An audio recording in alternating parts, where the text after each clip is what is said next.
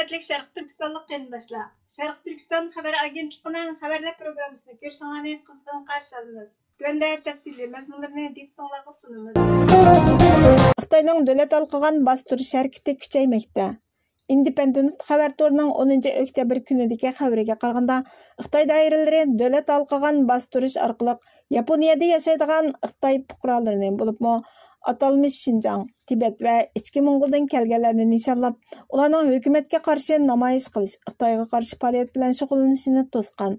İnsan haqlarini kuzatish tashkiloti Hong Kong, atalmış Şinjan, Tibet, İçki Mongoliya qatorliq joylardan Yaponiyaga kelgan 25 nafar kishini tekshirish orqali ularning Xitoydan kelgan ogohlantirishni topshirib olganligini va ba'zilarining tuqqanlari orqali yurtlariga qaytganligini egallagan. Ular yana Uyg'urlarga bo'lgan tunishni o'stirish, Tibet kulturini ilgari surish uchun faoliyatlarni tashkillagan va Mongol aktivistlar bilan o'qish muzokarasi o'rinlashtirgan. Kishilik huquqni kuzatish tashkilotining Osiyo programma amaldori Tibbiy Kasay Yaponiya hukumati Beyjingga Xitoyning davlat halqigan bostirishiga bardoshlik bera olmaydiganligini aytish kerak degan. Atalmış Şinjandan Yaponiyaga kelgan Uyg'urlar öndidar orqali o'zlarining yurtiga qaytgan tuqqanlari va Xitoy doiralari bilan aloqalashganligini, ulardan Xitoyga qarshi faoliyatni to'xtatishni yoki Yaponiyadagi Uyg'urlar jamiyati to'g'risidagi uchurlarni o'rtoqlashishni aytgan.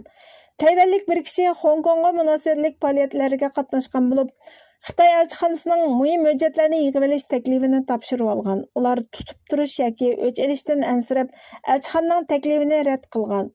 Tekshirishdan ma'lum bo'lishicha, Yaponiyada 2023 yilning oxirida Xitoy pasportiga ega 822 ming kishi yashaydigan bo'lib, oldingi yilga solishtirganda 60 ming nafar kishi ortgan.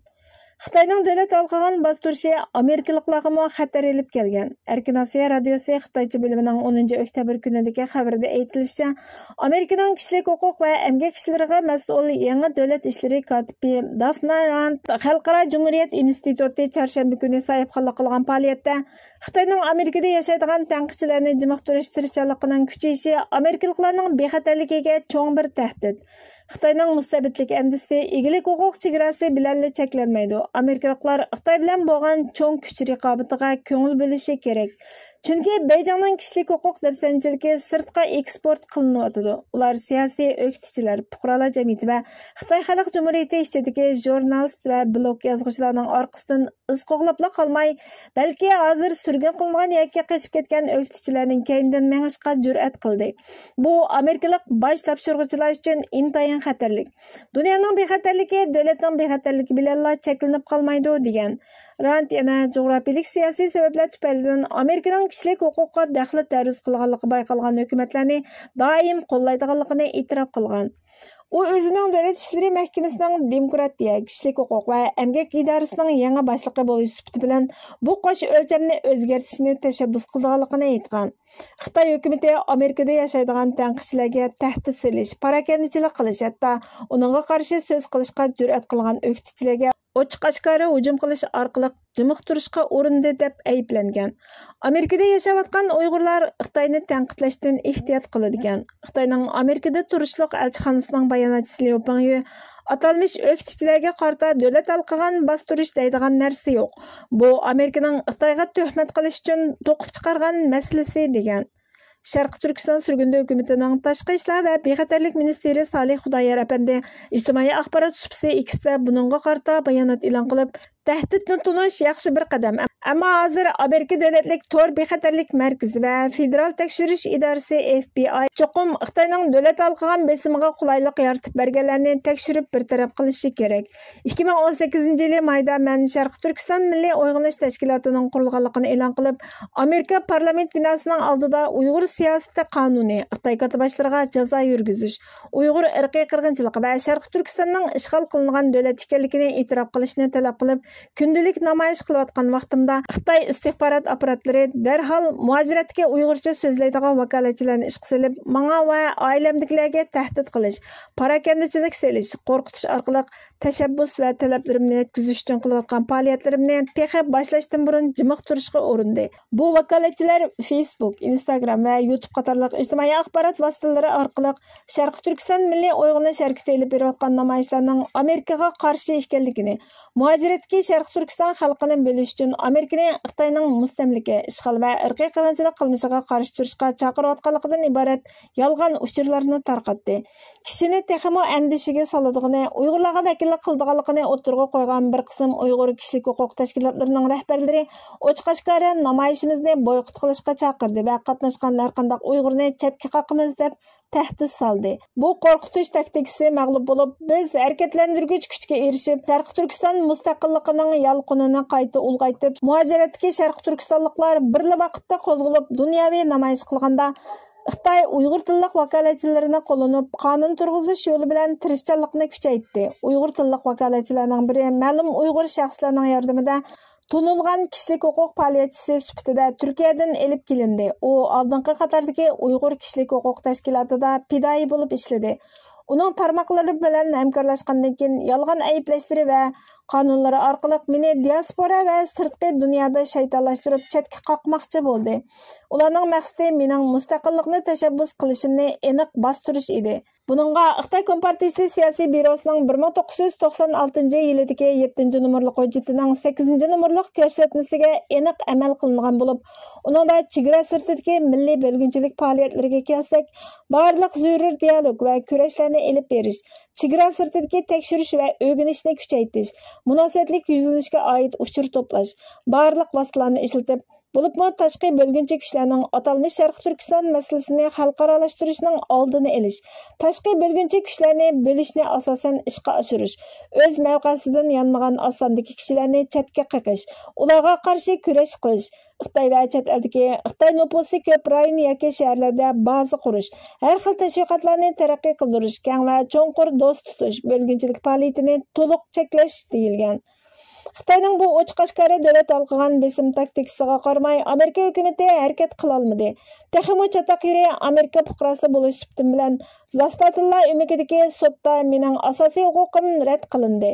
Menga mening inovatimga va tashkilotlarimga shundaqla ishlarimizga keltirgan ziyonlarga qaramay, Amerika hukumatidan kechirim so'rashig'imga erisha olmadim. Texmo chataqiri Xitoy vakolatchisi davomli erkin sayli qiladi. Onun bilan hamkorlashganlar muajiratda aktiv harakat qiladi. Hatto mening sarguzashtlarimni misol qilib, boshqalarda qo'rqib paydo qiladi. Ular boshdan oxir menga mustaqillik tashabbusini to'xtat. Agar to'xtatmasang, biz seni halok qilamiz dedi. Agar Amerika davlat alqigan zulmga qarshi turishga haqiqatan astoydillik ko'ngil bo'lsa, darhol Xitoy va uning vakolatchilarining mas'uliyatini surishta qilishi, Amerikalik Uyg'urlar adolat, erkinlik va mustaqillikni tashabbus qilgan fuqarolarning huquqini qo'g'dish kerak dedi. Angliya Tashqi ishlar ministrligining ministri David Lammy kelar hafta Xitoyni ziyorat qilmoqchi bo'lgan. Mail Online xabar torining 9-oktyabr kunidagi xabariga qaraganda, Angliya Emgakchilar partiyasi hukumatı Angliyaning Beijing bilan bo'lgan munosabatidagi murakkab usulni o'zgartirishni umid qiladi ekan. Ziyorat jarayonida Tashqi ishlar ministrining Beijingdagi Xitoy katibatlari va Shanxaydagi Angliya shirkatlari bilan ko'rishdiganligi mo'ljallanmoqda ekan. Emgakchilar partiyasi 7-oydagi cho'ng saylamda g'alaba qilishdan ilgari Lammy apandi va bosh ministr Sir Keir Starmer muhofizkorlarning 14 yillik ziyonliq tutamsizligini qattiq tanqidlagan. Hokimiyat beshiga chiqsa, Beijing o'tirg'i qo'ygan xiris va fursatni texmi yaxshi tushunish uchun Angliya Xitoy munosabatini tekshirishga va'da bergan. Ammo kelar hafta ziyoratdan ilgari Lammy apandi saylamdan burungi Xitoyning Sharq Turkistondagi Uyg'ur va boshqa Turkiya xalqlariga qilayotgan zulmini irqiy qirg'inchilik deb e'tirof qilish va'dasini amalga oshirish uchun besimga duch kelgan. Peshqadam muhofizkorlar davlat ishlari kotibini Xitoy katibashlari bilan bo'lgan suhbatdan foydalanib, Beijingning atalmish Xinjiangdagi harakatini ayblashga chaqirgan. Ular yana Lammy apandidan muddatsiz qamoq jazosiga hukm qilinishi mumkin bo'lgan Hong Kongning demokratiyasini qo'llaydigan faoliyatchi Jim Milleyning qo'yib berilishini talab qilishni iltimos qilgan. Onun bu safari yana Emgakchilar partiyasining Xitoy gumondorlarining Beijingning ittifoqdoshi deb qaragan Mauritius bilan tuzgan Angliyaning zo'r talash tortish ichidagi Hindistonning Hindiy okeandagi strategik muhim Chagos taqim orlig'i bo'lgan egilik huquqidan voz kechish kelishimiga aloqador talash tortishning markaziga to'g'ri kelgan. Diplomatik manbalar Tashqi ishlar ministrining ziyorati oldida emgak ministrlarining konservativlar partiyasining Xitoyga bo'lgan murakkab usulidan yiroqlashishni xohlaydiganligini aytgan. Lammy apandi davlatlarning kelisholmaydigan va qayerda hamkorlasha oladigan taraflarda aniq bo'lishiga va'da bergan. Angliyani eng andishiga soladigan bir masala Rossiyaning Ukrainaga qarshi urushida ishlatishga bo'ladigan Xitoyning Moskvani qo'sh ishlatish texnikasi bilan ta'minlashi bo'lib, o'tgan yil martda Emgakchilar partiyasi hokimiyat beshiga chiqishdan burun Lami apandi Xitoyning Uyg'urlarga qilgan zulmini irqiy qirg'inchilik deb e'lon qilish uchun qonuniy usullardan foydalanganligini aytgan. Parlament a'zolari 2021 yili Avam palatasida bilan tashlab, Sharq Turkistondagi Uyg'ur va boshqa Turkiy xalqlarning irqiy qirg'inchilikka uchraganligini e'lon qilgan edi. Qandaqla bo'lmasin, parlament a'zolari ma'qullagan bu taklif muhofizkor ministrlarni cheklash kuchiga ega emas ekan. O'tgan yili Politico to'rbekda Emgak partiyasi hokimiyat beshiga chiqsa, Xitoyning harakatini irqiy qirg'inchilik deb jakarlamdi yo'q deb so'raganda, "Ha, biz sheriklarimiz bilan ko'p taraflamli harakat qilamiz. Parlament irqiy qirg'inchilik to'g'risida qaror ma'qulladi. Xalqaro jamiyat irqiy qirg'inchilikqa intayin ko'ngil bo'ladi" degan. Sobiq konservativlar partiyasining rahbari Sir Ian Duncan Smith bu qatimqi Lami apandining safarining Xitoyning Sharq Turkistondagi qilmishini irqiy qirg'inchilik deb e'lon qilishining yaxshi fursati ekanligini aytgan. Sobiq kabinet ministri yana Lami apandini Xitoyning davlat bexatarligiga ziyon yetkazish bilan ayblangan Hong Kong axborot magnati va demokratiyani tashabbus qiluvchi Angliya fuqarosi Jim Milleyning qo'yib berilishini talab qilishga chaqirgan. Sharq Turkiston surgunda hukumati ijtimoiy axborot vositalarida David Lamini va'dasiga vafo qilishga chaqirib, Sharq Turkistonda irqiy qirg'inchilik qilayotgan Xitoy bilan hamkorlashish adolatga xiyonat qilish xavfini tug'dirdi. Uyg'ur qirg'inchiligini e'tirof qilish axloq majburiyati va o'rtaq mas'uliyat. David Lamining rahbarligi intayin muhim. Biz va'dasida turishga chaqiramiz dedi. Amerika Qo'shma Shtatlari yemak-ichmak va dori nazorat qilish idorasi atalmish Xinjiangni baza qilgan 2 dori ishlab chiqaruvchining tovarlarini Amerikada tarqatishga ruxsat qilgan. Politburo xabar to'rining 8 oktyabr kunidagi xabariga qaraganda, seshanba kuni e'lon qilingan dokladdan ma'lum bo'lishicha, Sal Biohim Xinjiang shirkati va Xinjiang Nuzilin biotayyorgarlik shirkati organning Amerikaga tarqatiladigan yoki import qilinadigan dorilarni ishlab chiqaradigan yoki pishiqlab ishlaydigan shirkatlarning ommaviy sonliq ma'lumot ambirini o'z ichiga oladigan bo'lib, har ikki shirkat 2024-yilning oxirigacha Amerika Qo'shma Shtatlari yemak-ichmak va dori nazorat qilish idorasiga tizimlatgan ekan. Amerika Qo'shma Shtatlari yemak-ichmak va dori nazorat qilish idorasi 2 dori ishlab chiqaruvchining tovarlarini Amerikada tarqatishga ruxsat qilgan. Bu 2021-yildagi Amerikaning majburiy emgakning oldini olish qonuniga xilof ekan. Bu doklad parlamentning Beijingning Amerika manfaatiga ziyon yetkazgan sazgir sonliq ma'lumot va bilim mulk huquqiga erishishidan andish qilib, farma sanoatining Xitoy bilan bo'lgan munosabatiga diqqat qilayotgan mazgilida o'ttirg'a qo'yilgan.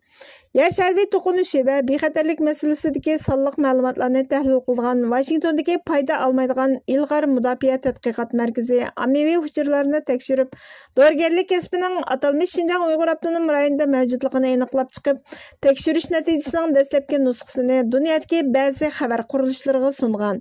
Sharq Turkiston surgunda hukumati ijtimoiy axborot supsi X'da buningga inkos qaytirib, Amerika yemak-ichmak va dori boshqarish idorasi, Amerika Qo'shma Shtatlari xalqaro taraqqiyot idorasi, Yaponiya dorigarlik va davolash uskunalari idorasiga o'xshash o'rinlarning ishg'ol qilingan Sharq Turkistondagi Uyg'ur majburiy emgakini ishlatadigan shirkatlardan davomli dori elishi haqiqatan razil. Xitoyning Sharq Turkistonda yurgizayotgan irqiy qirg'inchilik va majburiy emgak bilan bo'lgan bu sherikchiligi darhol to'xtatilishi kerak dedi.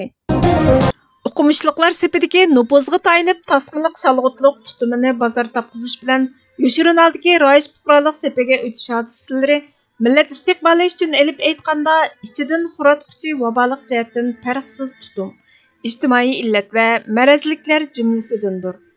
Agar bu tür illat va zihniy marazliklar asoratlik davrlarda normallik bilingan, ammo bugünkidek surgundi, qo'g'landi, qochqin va musofirlikda sarson yashashga majbur qilish tufayli masalaning binormalligi uqilgan turibmi, yuqorqidek binormallikqa to'lgan illatlarimiz qaytadan tirilmaydiganga o'jiqish o'rniga adashga qarab ketayotgan bo'lsa, bu bizning hilam tangri qamchisidan silkinishni bilmasdan zulmga oshna bo'lishni davomlashtirayotganligimizni, angsizligimizga qaratib tekkizilgan uqubat qamchilarini yeb turibmi, angliqlashishni ichimizdan rad qiladigan xohishga ega bo'lib kelayotganligimizni tushundirdi.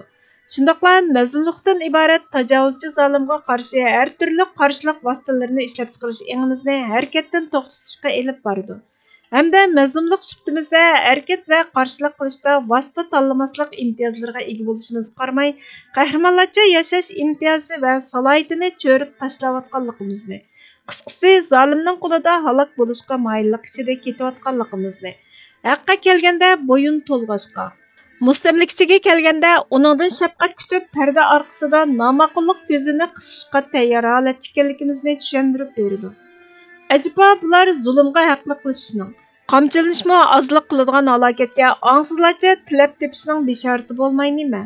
Acaba bu ahvollar qayerga changa solsa, shu changisida o'linishni kutib yotadigan, o'ljaga ayrilib kun kechirishni qurtulish biladigan, dushmaniga bo'lgan qarshilikni abadiylashtirish botironlikdan ko'ra o'sida ko'payib sesib yo'qolishni a'lo biladigan manqurtlikning ifodalari bo'lmay nima? Burhan Muhammadning Baturluq va sesib yo'qolish orasida tanlash nomli maqolasidan elindi. Bugungi xabarlarimiz bu yerda oxirlashdi.